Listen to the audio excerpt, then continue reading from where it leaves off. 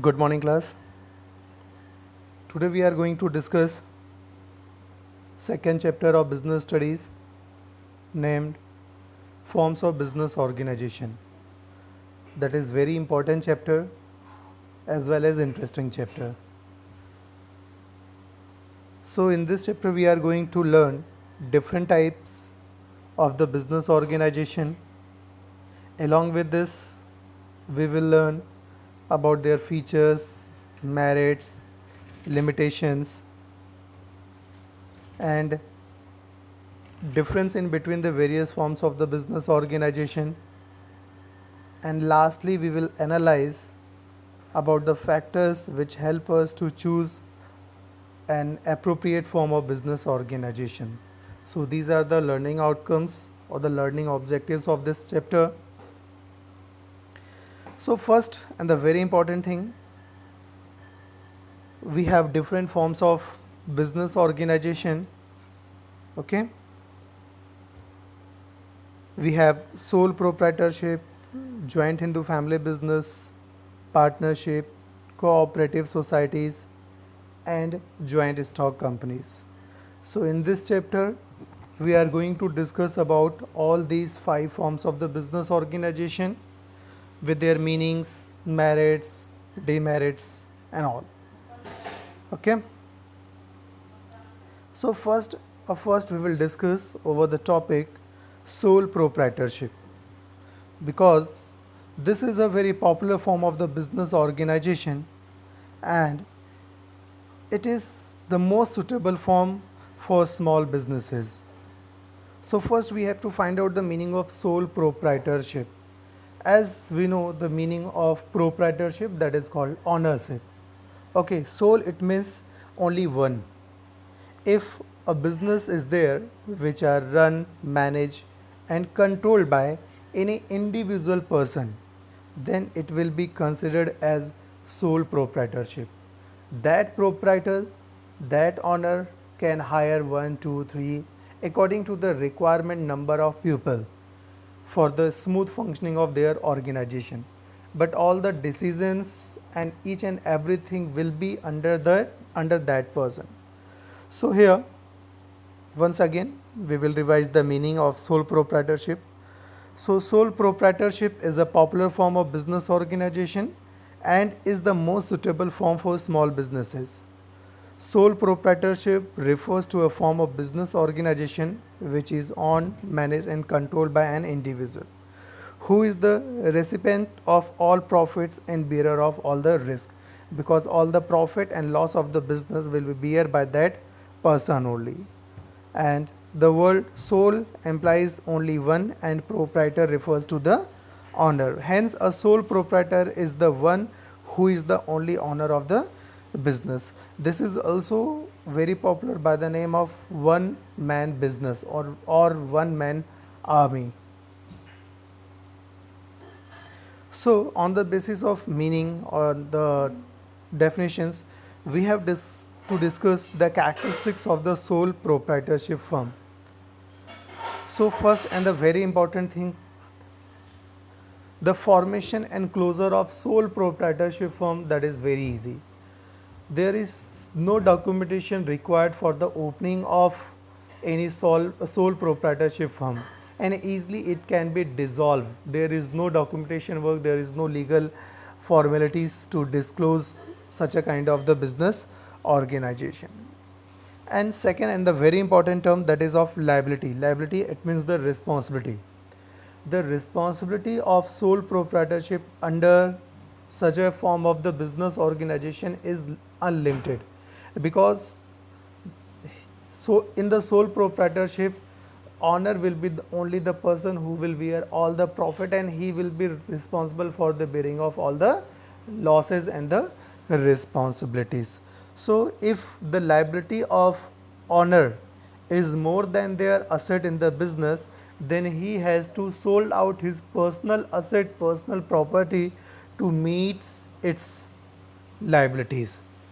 So the liability of sole proprietorship under the sole proprietorship business is unlimited. The next, as we have seen in the sole proprietorship business, owner is the sole risk bearer. Okay, so he enjoy all the profits alone and he bear all the risk. And as well as controlling, if we are talking about the controlling, so such a type of business are run and managed and controlled by the only one person, that is sole proprietor. So he can carry out plans for their business organization and he can implement it also. Okay, and next we have no separate entity.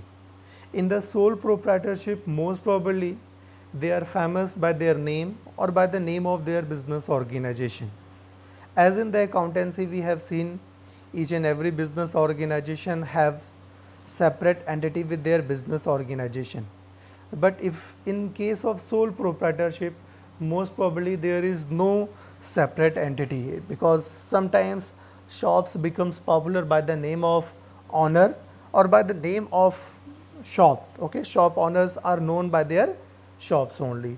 So there is no separate entities. Whatever transactions they will do on their personal behalf, it will be considered as their business transaction. And lack of business continuity. Sometimes the life of sole proprietorship business can be very short, because just after the death or happening of any incident with sole proprietor or the owner, that business can be dissolved automatically. So the life of such a business form of the business organization is very less, just because of the lack of business continuity. So it was something about the characteristics of the business organization. Then after next content we have merits. Merits or the advantages. You just imagine that you are running any kind of business organization which are run, managed and controlled by you only. There is no interfere of any family members, any friends, any government or any body of the business organization. So what will be the merits of that form of the business organization? So simply, you can take quick decisions because you don't have to discuss anything with anyone. So easily we can take our own decision. And direct incentive, whatever decisions we will take in the business organization, whatever activities we will do, that will be directly give us profit to us only. So direct incentive is there. If our decision is wrong, then we have to bear the risk. So direct incentive, it may be in the part of profit or it may be in the part of loss. And next, and the very important merit, that is sense of accomplishment.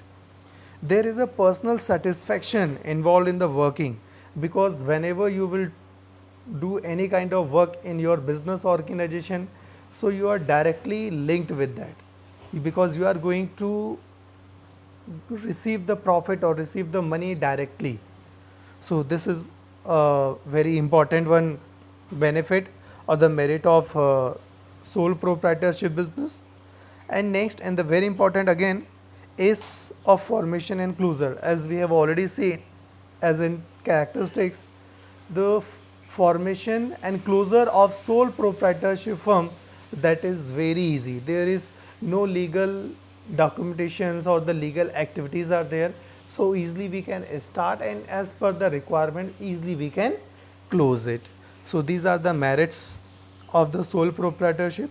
Just because of all these merits, this form of the business organization is very popular in our country. Along with the positive things, we have some negativity about the sole proprietorship firm. First, and the very important thing, that is of limited resources, because once when any individual person will invest their money in the business organization, so there may be the limited resources, financial resources और the मैनेजुअल resources, क्योंकि एक single person है, सो ज़्यादा investment भी नहीं होगा, और may be possible कि that person has not capable to take enough good or the proper decision in the business organization. So a wrong decisions can make or can increase his debt. Okay, and next, Limited life of a business concern, as we have already seen, the life of such a form of the business organization is very limited just because of the uh, discontinuity, just because of the death of the owner or the any happening of any incident, that form of the business organization can be closed. And the liabilities, and lastly the unlimited liabilities, the liability of owner in such a form of the business organizations are basically unlimited. If they have much more debt and just to they are unable to repay their debt, in that case they have to charge their personal assets to discharge all the liabilities. Okay, suppose just like if we have open any shop which are run and managed by us only. Okay, so in that shop or in that business we have very very heavy losses. So in that case we have to sold out our personal property, our personal asset to pay off our business debt or the business liabilities. So that's why it's called unlimited liabilities. And limited managerial abilities, as we know each and every person have some limited qualities or the limited skills. So if a person is there who is not able to take all the managerial decisions properly, then that person has to be ready to bear the loss in the business organization. So here we have some limitations of sole proprietorship firm. So accordingly we have to select which form of the business organization we have to opt for starting up of any business organization. So it was something about the sole proprietorship. So finally एक fast view कर लेते हैं. Sole proprietorship form of the business organization which are run, managed and controlled by any individual person.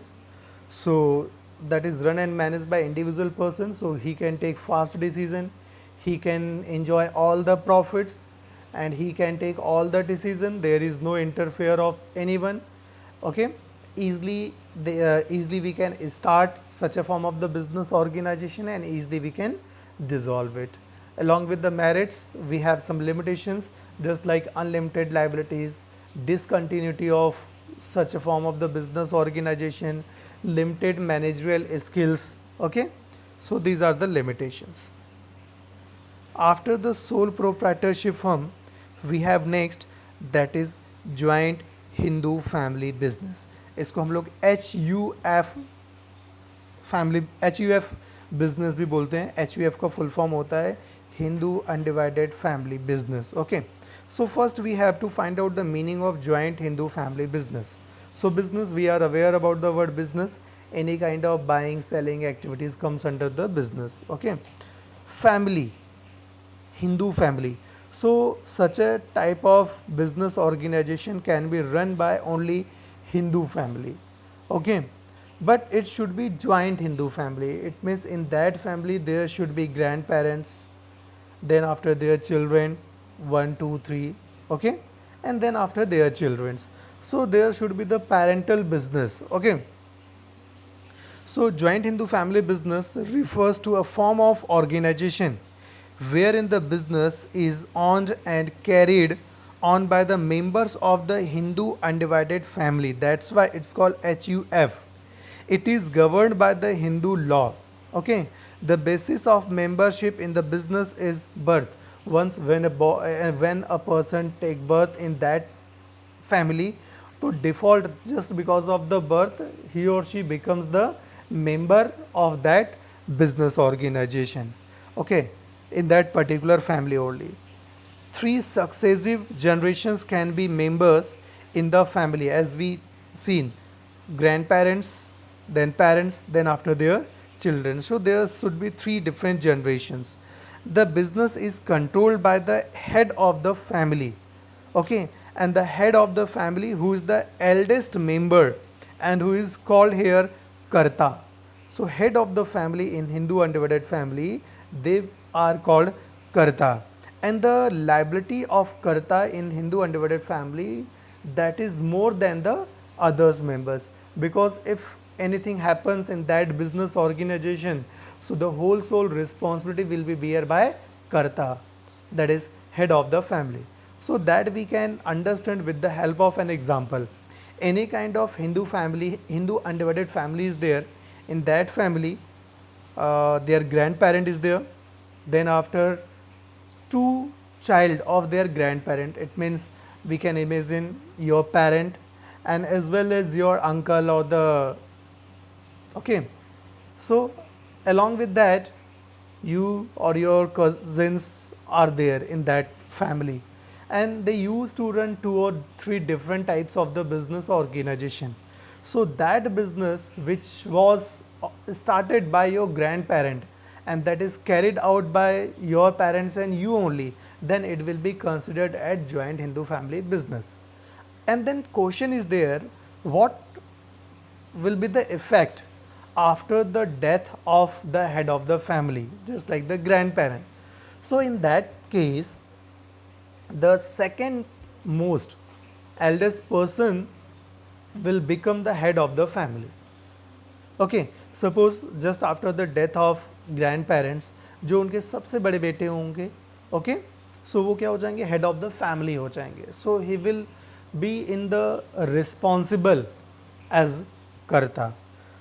So joint Hindu family business, basically in joint Hindu family business we have different system. We have two different system. These are called Daya Bhag and Mitakshara system. In Daya Bhag system, basically that is very popular in West Bengal side, because in the Daya Bhag system, both the male and female, both of the members take part and they becomes the member of Hindu undivided family business. But in Mitakshara system, which is popular in all over the India except West Bengal, in that only the male members of the Hindu undivided family take part. There is no participation of women's, okay, in Hindu undivided family business in under the Mitakshara system. Okay, according to the Hindu Succession Law or Hindu Succession Act, now the girls has equal right in the property of their parents. Okay, so but in India, just because of our customs, our traditions, most probably girls do not ask for their shares in their parents' property. After joint Hindu family business, we can discuss their features, their merits. As first, formation. In Hindu undivided family business, there should be at least two members in the family, okay, and there should be ancestral property और जो inherited होना चाहिए सबके through, और basically such a form of the business organization as are governed by Hindu Succession Act 1956. And the liability, if we are talking about the liability of all the members except the karta is limited. So the liability of liability under Hindu undivided family, the liability of karta, head of the family, is unlimited, but the liability of rest of the members are very limited. Controls की बात करते हैं, so Hindu undivided family business are totally controlled and managed by the head of the family. They are called karta. All the decisions are taken by that person only. Then after, continuity. So such a form of the business organization can be continue much longer, because the business continue even after the death of the karta, because after the death of the karta, next eldest member takes up the position of karta. Okay, so that form of the business organization can be continued. And the very important content which is not appear in rest of the form of the business organization, that is minor members. Okay, in Hindu undivided family, when a person take birth, when a boy, he or she take birth in that family, just because of the birth, that person can be the member of the business organization. So a minor, a person who has not completed the age of 18 can be the member of Hindu undivided family business. Okay. Then after, effective control. The Karta has absolute decisions making power in that business organization, and whatever decision he will take, most probably that head of the family used to discuss with rest of the members. So whatever decision they take in that form of the business organization, उसमें सारे family members का consent होता है. So effective control होता है business organisation में, एक अच्छा डिसीजन होता है, एंड कंटिन्यूड बिजनेस एक्सिस्टेंस होता है, as we have already seen. अब इसमें कुछ डीमेरिट्स होते हैं. Limited liability of members may be possible in that form of the business organization. However, members are there in that family, they may be the limited managerial skills. So यहाँ पर भी risk involved होता है. Increase loyalty and cooperation. और इस type के business organization में सबसे important चीज़ होता है कि it helps to increase the loyalty towards the family members because they works together, they works with the business ethic as well as the family ethic. Okay, limited resources may be there because the family can't invest whole wealth. Okay, so limited resources may be there. Limited liabilities of the unlimited liability of Karta, as we have seen, Karta has unlimited liabilities. Dominance of Karta. अब सबसे important चीज़ ये होता है कि how Karta use to operate their business activities, उसमें किस तरीके का मैनेजरियल स्किल्स है. अगर वो बिल्कुल डोमिनेंस टाइप का लीडरशिप रखेगा तो इट मीन्स कि he is not going to listen anyone in his family. He will use his own rules or the regulation. He will use to run their own rules in that business organization. So business को सफ़र करना पड़ सकता है. Limited managerial skills होता है, that we have already seen. So these were the different forms of the business organization. Two different form of the business organization we have discussed in this chapter. First was sole proprietorship, and second was Hindu undivided family business. So in the next lectures we are going to discuss over the partnership and cooperative society. So enjoy your classes. Bye.